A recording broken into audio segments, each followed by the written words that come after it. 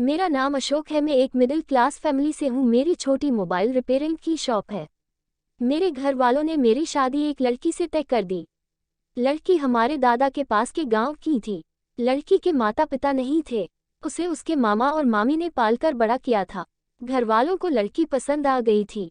मैंने शुरुआत में टालने की कोशिश की। मुझे इस बात से थोड़ा ऐतराज था कि लड़की गांव की है, लेकिन मेरे घरवालों की आगे मेरी नहीं चली।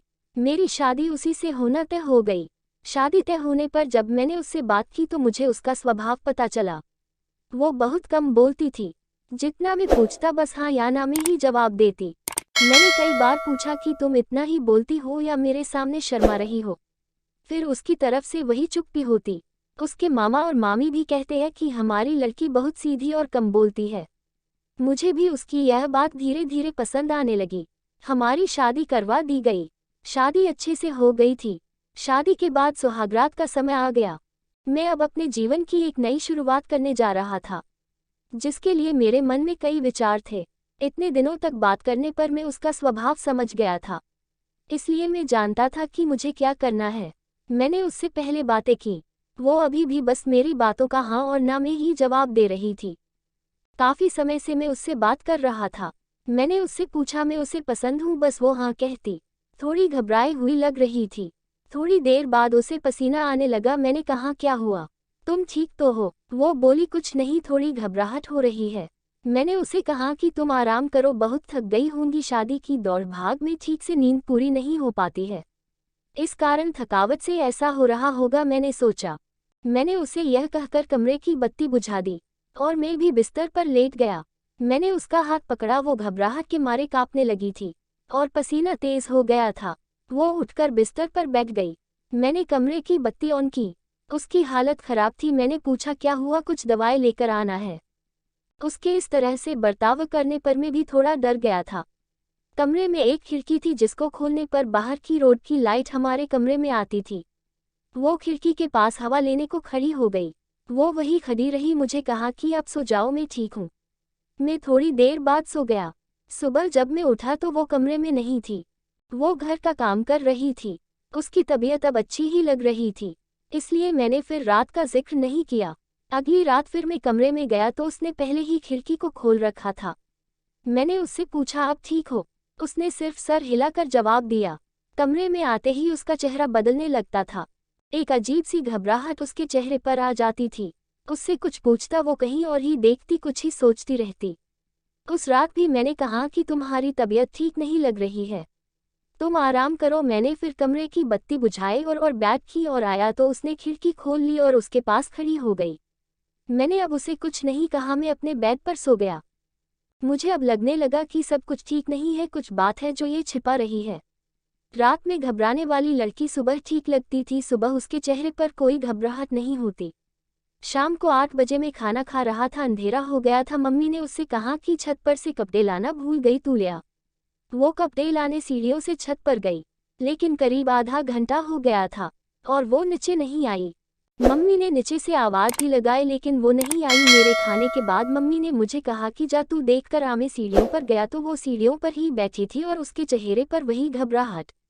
मैंने सीढ़ियों की लाइट ऑन की। लाइट ऑन होते ही जैसे वो नींद से जग गई हो। मैंने उससे पूछा कि तुम यहाँ क्यों बैठी हो? वो कुछ नहीं बोल पाई। उसके माथे पर रात जैसा ही पसीना था। वो वहाँ से चली। अब मैं समझ गया था कि बात क्या है, लेकिन उसकी वजह मुझे नहीं मालूम थी। उस रात मैं कमरे में गया और जाते ही मैंने सबसे पहले अपने कमरे की खिड़की को बंद किया। वो वही कमरे में थी, रोज की तरह घबराई सी, पर आज मैंने कुछ और ही सोच रखा था। थोड़ी देर बाद मैंने कमरे की बत्ती बंद की और मैं बत्ती बंद करके उसके पास गया। मैंने जैसे ही उसे हाथ लगाया वो थोड़ा कांप रही थी। रोज की तरह पसीना छूटने लगा। अब मैंने उसका हाथ और जोर से पकड़ा, लेकिन उसका कांपना और पसीना बहना चलता रहा। तब मैंने उसे कहा कि क्या हुआ, तुम ठीक हो? वो अचानक बोली मेरी तबीयत बिगड़ रही है, पानी। मैंने बत्ती चालू करके उसे पानी दिया।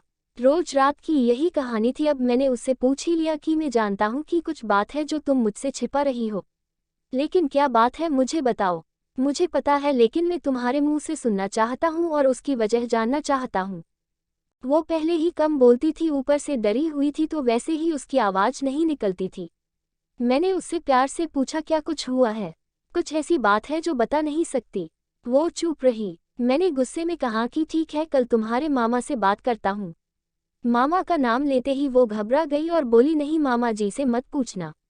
तब उसने बचपन की एक ऐसी घटना के बारे में बताया जो इन सब बातों की जड़ थी। उसने कहा कि मैं मेरे मामा के यहाँ पली बड़ी हूँ। मेरा भाई और हम एक दिन बचपन में खेल रहे थे और खेलते वक्त में हमारे घर में कबाड़ में छिप गई। मेरे भाई और मामी को ये पता नहीं था। उसी समय जब भाई बाहर दौड़ा मुझे ढूंढने के लिए तो वो गिर गया। मामी उसे लेकर पास के अस्पताल गई। उसका पैर टूट गया था। उसके पहले वो पैसे लेने अंदर आई तो कबाड़ का दरवाजा बाहर से लगा गई। मैंने तब भी कुछ नहीं कहा, मैं छिपी रही। बाहर क्या हुआ था इसका मुझे पता नहीं था। थोड़ी देर बाद जब मुझे घबराहट हुई तो मैंने बाहर आना चाहा, लेकिन दरवाजा बाहर से बंद था। मैंने बहुत कोशिश की, चिल्लाई, लेकिन घर में कोई था ही नहीं। मैं बहुत डर गई। उन्हें आने में करीब 3 घंटे लग गए। मैं उस कबाड़ में 3 घंटे बंद थी।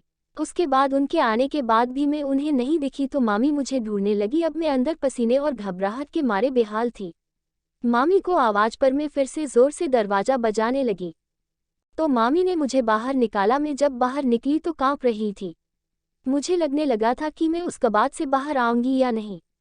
आज भी अंधेरा मुझे उस दिन की तरह डराता है।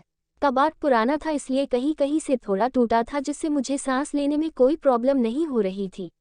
बाहर क्या हुआ था इसका मुझे पता नहीं था। मैं जब बाहर आई तो मुझे पता चला कि मैं इतने समय तक अंदर क्यों बंद थी। उस दिन से मुझे अंधेरे से डर लगता है। मुझे पसीना और घबराहट होने लगती है।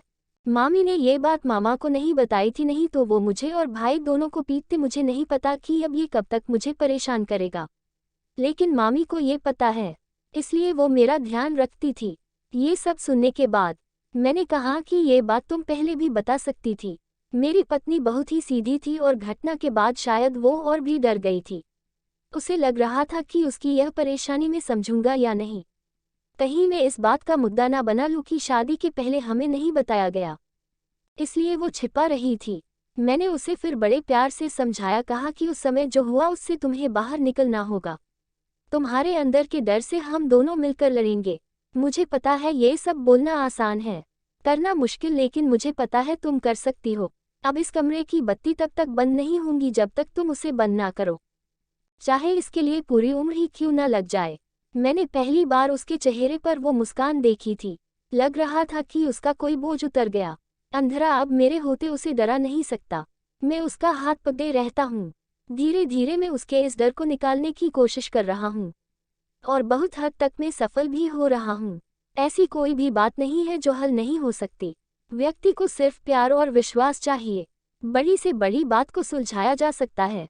आपको कहानी कैसी लगी कमेंट बॉक्स में जरूर बताएं और कहानी को लाइक कीजिए और शेयर कीजिए और चैनल को सब्सक्राइब कीजिए।